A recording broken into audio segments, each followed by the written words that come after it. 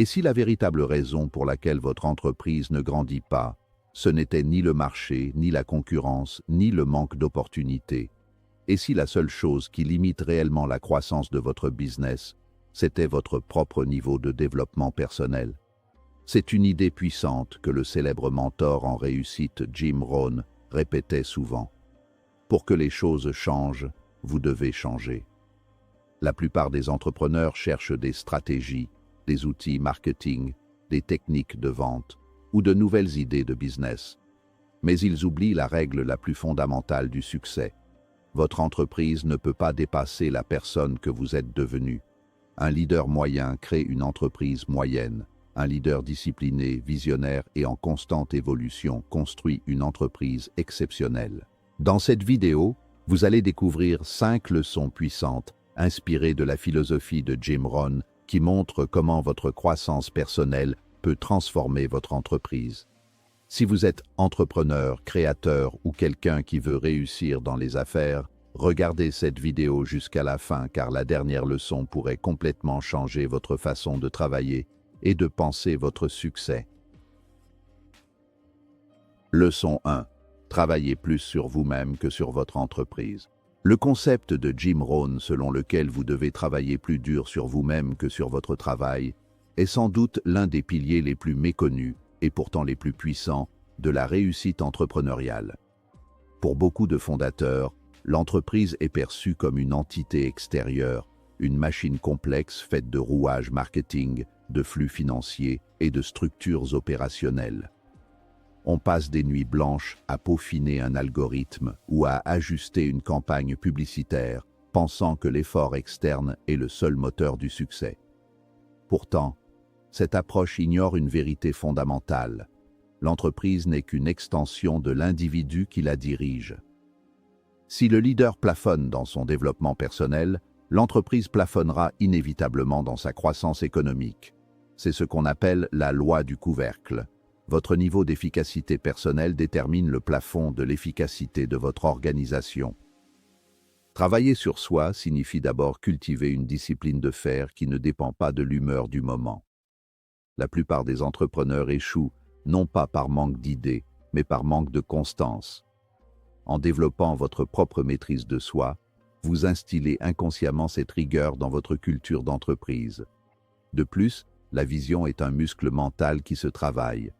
Un entrepreneur qui ne prend pas le temps de nourrir son esprit finit par voir le monde à travers le prisme de ses problèmes immédiats, plutôt qu'à travers celui des opportunités futures. En élargissant votre perspective par l'étude et la réflexion, vous apprenez à anticiper les vagues du marché au lieu de simplement essayer de ne pas vous noyer. C'est ici que la confiance entre en jeu. Elle ne naît pas du succès, mais de la préparation interne et de la certitude en ses propres capacités de résolution de problèmes. L'intelligence émotionnelle est un autre aspect crucial de ce travail intérieur. Diriger une entreprise, c'est avant tout gérer des relations humaines, avec des employés, des partenaires et des clients. Si vous n'avez pas travaillé sur votre propre gestion du stress, sur votre empathie ou sur votre capacité à communiquer avec clarté, aucune stratégie commerciale ne pourra compenser ces lacunes. Un leader colérique ou indécis crée un environnement de travail instable qui repousse les talents. À l'inverse, un entrepreneur qui a investi dans sa maturité émotionnelle attire la loyauté et inspire l'excellence. Votre business est le miroir de votre psychologie. Si vous êtes désorganisé mentalement, vos finances le seront aussi. Si vous avez peur de l'échec, vous éviterez les risques nécessaires à la croissance. En guérissant vos propres limites mentales, vous libérez le potentiel de votre entreprise.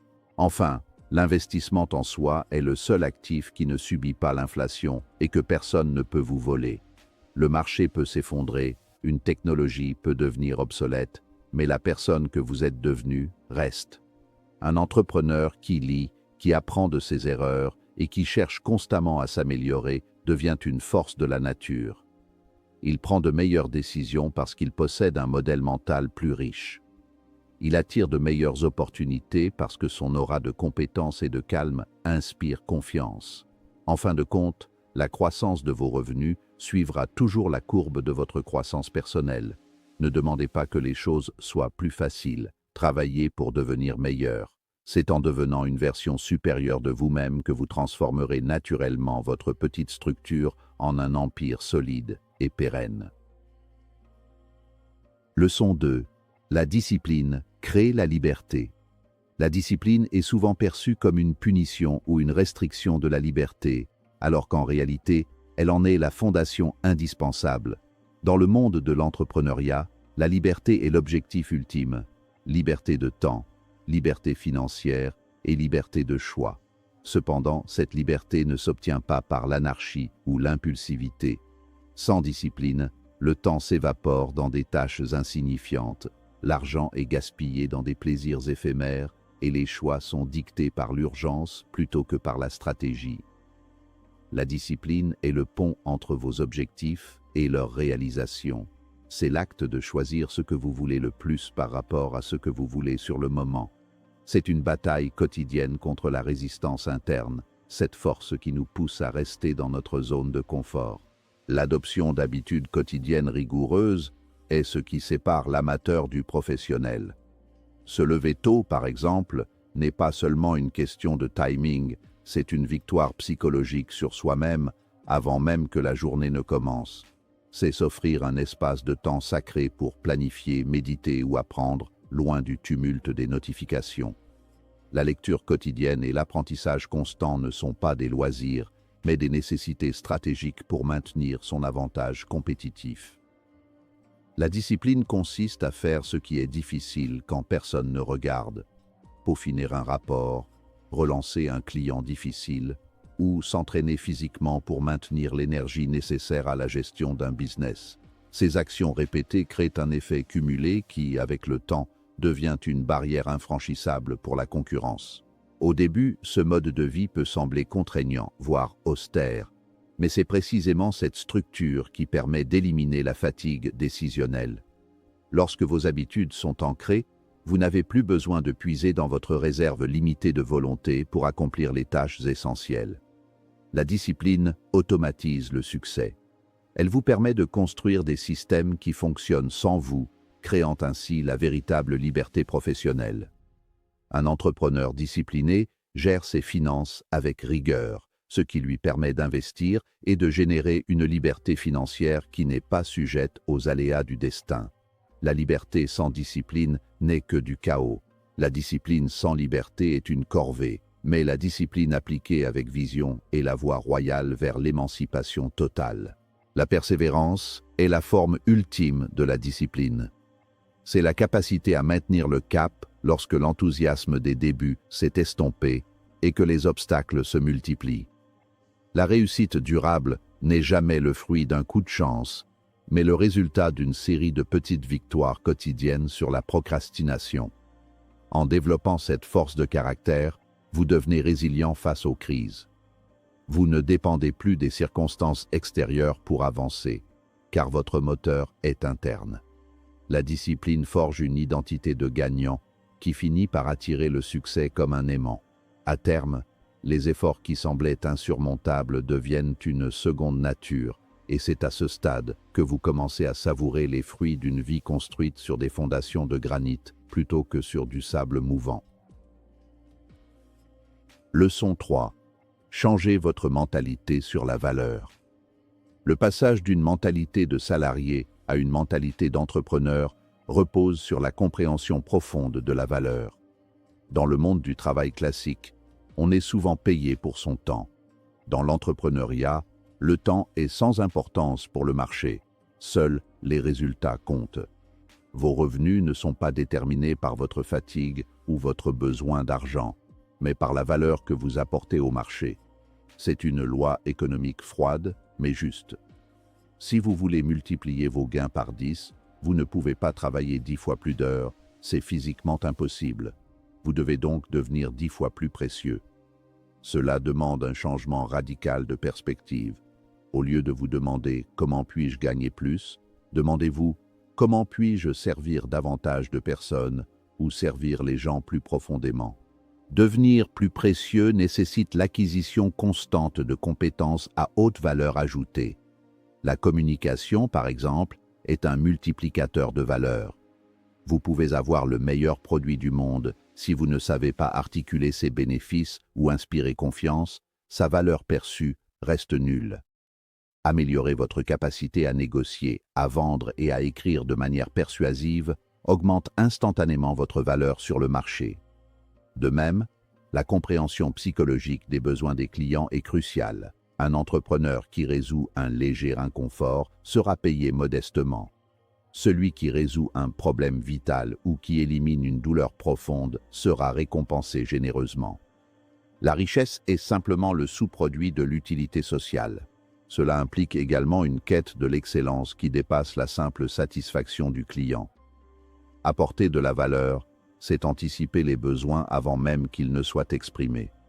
C'est innover non pas pour le plaisir de la nouveauté, mais pour simplifier la vie des gens ou leur offrir un gain de temps précieux. Chaque fois que vous améliorez votre processus, que vous affinez votre expertise ou que vous développez une solution plus efficace, vous augmentez votre levier financier. Le marché est un juge impartial qui récompense la compétence et l'innovation. En vous concentrant sur la création de valeur plutôt que sur la capture de profit, vous créez un cercle vertueux où l'argent circule naturellement vers vous comme une reconnaissance de votre contribution au monde. Il faut aussi comprendre que la valeur est relative et perçue. Travailler sur votre image de marque et votre positionnement est une forme de travail sur la valeur. Si vous êtes perçu comme un expert unique dans un domaine spécifique, votre valeur est bien plus élevée que si vous êtes un généraliste interchangeable. L'éducation continue est donc votre meilleur investissement. Plus vous en savez, plus vous voyez de solutions là où les autres voient des impasses. En devenant une ressource indispensable pour vos clients, vous vous rendez non substituable. C'est cette rareté, combinée à une utilité massive, qui définit les grandes fortunes. Changez votre focus. Passez de la chasse aux billets à la culture de votre propre jardin de compétences, et les fruits de la réussite tomberont d'eux-mêmes. Leçon 4. Entourez-vous des bonnes personnes. L'adage de Jim Rohn affirmant que nous sommes la moyenne des 5 personnes que nous fréquentons le plus n'est pas une simple métaphore, c'est une réalité biologique et psychologique. Notre cerveau est doté de neurones miroirs qui nous poussent inconsciemment à adopter les comportements, le langage et, plus grave encore, les croyances de notre entourage. Si votre cercle social est composé de personnes qui se plaignent constamment, qui blâment l'économie pour leurs échecs ou qui se contentent de la médiocrité, votre propre thermostat d'ambition finira par se régler sur leur niveau. L'environnement est plus fort que la volonté. Vous pouvez avoir une détermination de fer. Si vous nagez constamment à contre-courant d'un entourage toxique, vous finirez par vous épuiser. Choisir son entourage, c'est choisir son destin. S'entourer de personnes ambitieuses et créatives agit comme un accélérateur de particules pour vos idées. Dans un tel environnement, ce qui semblait impossible ou trop risqué devient la norme. Lorsque vous voyez vos pairs relever des défis immenses et réussir, votre propre perception des limites s'élargit. Les discussions ne tournent plus autour des dernières rumeurs ou des émissions de télévision, mais autour de stratégies d'investissement, de visions d'avenir et de résolution de problèmes complexes. Cette émulation intellectuelle vous pousse à vous élever, à lire davantage, à prendre des risques calculés et à maintenir une discipline que vous n'auriez jamais eue seul. L'énergie est contagieuse, assurez-vous de fréquenter ceux qui vous rechargent. Le succès est rarement un chemin solitaire, malgré le mythe de l'entrepreneur autodidacte. Derrière chaque grande réussite se cache un réseau de mentors, de conseillers et de partenaires stratégiques. Ces personnes vous apportent non seulement du soutien moral, mais aussi des perspectives que vous n'auriez jamais pu avoir de votre propre point de vue. Un mentor peut vous éviter 10 ans d'erreur en une conversation de 10 minutes. Un père discipliné peut vous tenir responsable de vos objectifs quand votre motivation flanche. Construire ce cercle exige de l'intentionnalité. Parfois, cela signifie s'éloigner de vieilles amitiés qui ne partagent plus vos valeurs ou votre direction. Ce n'est pas un acte de mépris, mais un acte de préservation de votre propre avenir. Enfin, être entouré des bonnes personnes signifie aussi savoir recruter des talents supérieurs à soi dans son entreprise. Un vrai leader n'a pas peur de l'intelligence des autres, il la recherche.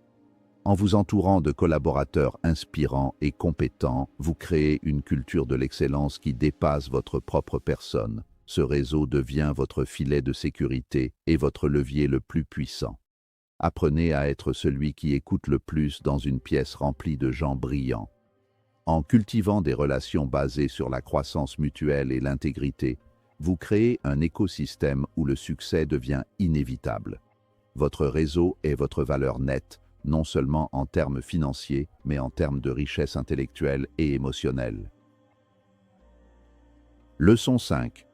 Investissez constamment dans votre croissance. La croissance personnelle ne doit jamais être considérée comme une destination que l'on atteint, mais comme un processus continu, une quête sans fin pour l'excellence. Beaucoup d'entrepreneurs font l'erreur de s'arrêter d'apprendre une fois qu'ils ont atteint un certain niveau de confort ou de succès. C'est le début de la fin. Le monde change à une vitesse fulgurante. Les technologies mutent, les comportements des consommateurs évoluent et de nouveaux concurrents émergent chaque jour. Rester statique, c'est en réalité reculer. L'investissement dans votre propre éducation est le seul moyen de rester pertinent et de maintenir votre avance. Comme le disait Benjamin Franklin, un investissement dans la connaissance paie toujours les meilleurs intérêts. Cet investissement prend plusieurs formes, la plus accessible étant la lecture. Les livres sont des portails vers les esprits des plus grands penseurs, entrepreneurs et philosophes de l'histoire. Pour le prix d'un repas, vous pouvez acquérir des décennies d'expérience et éviter des erreurs coûteuses. Mais l'apprentissage ne s'arrête pas aux livres. Assister à des conférences, suivre des formations spécialisées et écouter des podcasts de haut niveau permet de rester à la pointe des stratégies actuelles. L'idée est de transformer votre cerveau en une éponge capable d'absorber les meilleures pratiques mondiales pour les appliquer à votre contexte spécifique. Chaque nouvelle compétence apprise est une nouvelle flèche à votre arc, une nouvelle manière de générer de la valeur et de résoudre des problèmes. L'un des plus grands avantages de l'apprentissage continu est la transformation de votre état d'esprit face à l'échec. Pour celui qui n'apprend pas, une erreur est une catastrophe. Pour l'entrepreneur qui investit dans sa croissance, une erreur est une leçon payante, une donnée précieuse qui permet d'ajuster sa trajectoire. Cette soif de savoir développe une curiosité insatiable qui est le moteur de l'innovation.